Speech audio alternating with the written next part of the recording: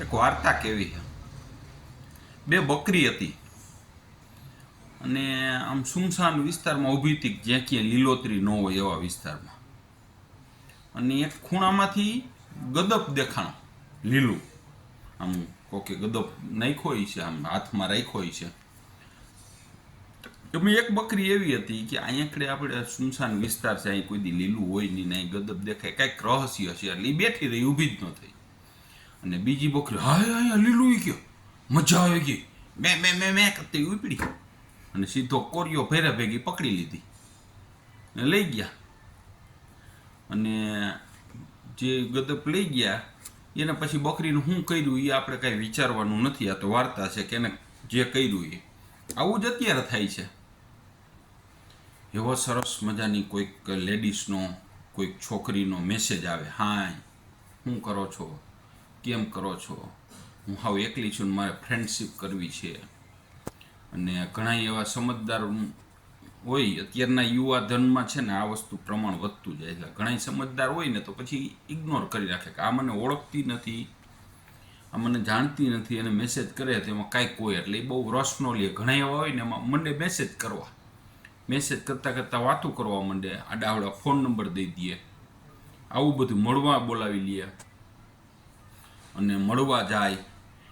ઘણા કિસ્સામાં તો કદાચ એવું થાય, સહમતિથી બે ક્યાંક હોટલમાં રાત રોકાય, આટલું બધું થાય.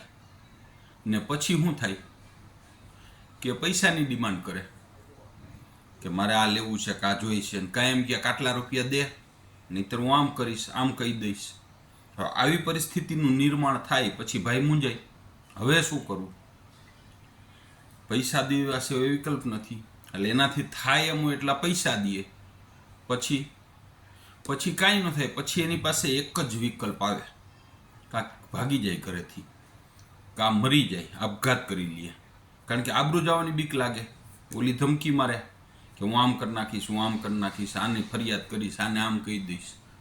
એટલે બે જ વિકલ્પ આવે, કાં તમારી પાસે હોય એટલા પૈસા દઈને ખાલી થઈ જવું પડે, અને કાં પછી આપઘાત કરવો પડે. પણ ક્યારેય પણ એવા કાંઈ મેસેજ આવે, લલચામણી ઓફર આવે તો ખાસ વિચારવાનું કે આ વસ્તુ શું કામે. તો આપણે કાંઈ હીરો છે, આપણે કાંઈ સ્વરૂપવાન છે, મોડલિંગમાં ક્યાંય છે, તો આવું બધું શું કામ? આપણે અજાણ્યામાં આ વસ્તુ શું કામ આવે છે? કદાચ એને જરૂરિયાત હોય, માની લો કે ફ્રેન્ડની જરૂર હોય કે સથવારાની જરૂર હોય, તો એના જાણીતા સર્કલમાં, ગ્રુપમાં કે એના ગામમાં કોક તો મળી જ જાય. તો તમારી પાસે શું કામ આવ્યા? ખાસ વિચારવાનું, અજાણી વ્યક્તિ તરફથી કોઈ પણ પ્રકારની ઓફર આવે એમાં ક્યારેય નહીં પડવાનું. અને કદાચ આપણે ભૂલથી પડી ગયા કે ગમે એ રીતે આ વસ્તુ એવી છે કે એકવાર એને મળવા જાય ને એટલે કોઈ વ્યક્તિથી ન રહેવાય. હું ખાલી જુવાનને નથી કહેતો, મારા જેવડો વ્યક્તિ હોય ને એ વ્યક્તિ જો એક વખત ત્યાં મળવા ગયો હોય, મીઠી મીઠી સોફ્ટ વાતો કરે અને આમ પ્રેમની વાતો કરે ને પ્રેમનું વાતાવરણ ઊભું કરી દઈએ ને, એટલે કોઈ વ્યક્તિથી ન રહેવાય. ગમે એવો હોય ને એનું મનોબળ તૂટી જ જાય. એટલે આપણે ત્યાં ગયા હોય અને આ પરિસ્થિતિનું નિર્માણ થઈ ગયું હોય અને પછી પાછળથી આપણે બ્લેકમેલ કરે કે આ વસ્તુ છે, આમ છે, તો એક વખત એવું વિચારી લેવાનું કે જે કાંઈ મારાથી થયું છે ને એના માટે હવે મારે લડવાની વાત છે. તો શક્ય હોય તો સમાજના કોઈ આગેવાનોને કહી દેવું, ઘરના કોઈ સભ્યને કહી દેવું, સગાવાલામાં કોઈક એવો વ્યક્તિ હોય તો એને કહી દેવું હું આવા વમણમાં ફસાણો છું. જો આ વસ્તુ કરીએ ને તો બધા જ આપણે મદદ કરે અને નીકળી જાય. પણ મનમાં જો મૂંઝાણા રાખીને તો આપણે પરિવારને હેરાન કરવાનો વારો આવે. આપણે નિર્દોષ છે, આપણે ખરેખર આ વસ્તુ નહોતી, છતાંય જો આ વસ્તુ થાય ને તો આપણું પરિવાર હેરાન થઈ જાય. અને આ વસ્તુ કેની સાથે થાય છે એ તમને કહું. કોઈ સાયકલ લઈને જતો હોય કે નાનું મોટરસાયકલ લઈને રખડતો હોય, મીડિયમ પૈસે ટકે હાવ મીડિયમ હોય, એને કાંઈ નથી થતું, કોઈ એને બોલાવતું નથી કાંઈ મળવા કાંઈ. તમારી પહેલાં હે ને કોઈ પણ વસ્તુ તમારા ઉપર જ્યારે થાય ને ત્યારે પહેલાં તમારી તપાસ કરી લીધી હોય, તમારી કેપેસિટી કેવડી છે. કોઈ પણ વ્યક્તિએ અત્યારે જમીનના ભાવ બહુ વધી ગયા છે, તો એને જોયું કે આને 25 વીઘા જમીન છે, 30 લાખનો વીઘો, 7.5 કરોડનો માલિક છે, અથવા તો ફેક્ટરી છે. તમારી ફાઇનાન્શિયલ કેપેસિટી ચકાસ્યા પછી જ કોઈ પણ વ્યક્તિ છે ને આવી રીતે તમને કુંડાળમાં ઉતારે. એમને કોઈ નથી ઉતારતું. ક્યાંય કોઈ ગરીબ માણસને ફસાયું હોય અને એને આપઘાત કરવાનો વારો આવ્યો હોય અથવા તો મૂંઝાવાનો વારો આવ્યો નથી બનતું.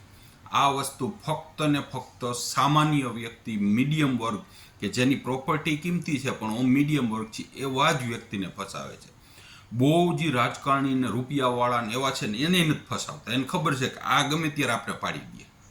એટલે ફસાવાનો વારો છે ને મીડિયમ માણસને જ આવે છે કે જેની પાસે પ્રોપર્ટી છે પણ બીજું કાંઈ હેન્ડલ કરી શકે એમ નથી, રાજકીય ઓથ નથી કે કોઈ પોલીસવાળાનો સપોર્ટ નથી કે કાંઈ કરી શકે એમ નથી, એવા જ વ્યક્તિને એ ફસાવતા હોય છે.